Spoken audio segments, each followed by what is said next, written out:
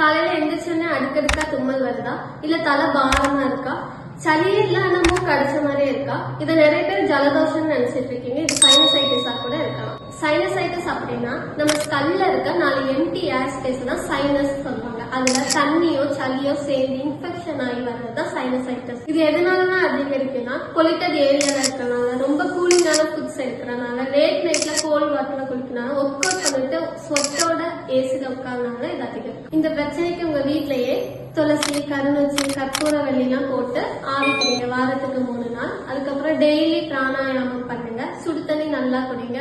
Oily foods, gold foods எல்லாம் avoid பண்ணிக்கோங்க. இந்த பிரச்சனைல இருந்து கம்ப்ளீட்டா ரிலீஃப் ஆகணும் அப்படின்னா நம்ம கோவிட் பத்தி ஷாலா ஆயுர்வேதா கிளினிக்ல பஞ்சகர்மா ட்ரீட்மெண்ட் ஆன நஸ்ரே மூலமா சைனஸ்ல இருக்க சளியும் நீரையும் முற்றிலும் வெளியேற்றி தீர்வு தருகிறது. நஸ்ரேன்றது சின்னவங்க இருந்து பெரியவங்க வரைக்கும் எந்த ஒரு சைடு எஃபெக்டும் இல்லாம பண்ணக்கூடிய ட்ரீட்மெண்ட். இனிமே உங்க டேவை சளி, தலைவலி, தும்மல் இல்லாம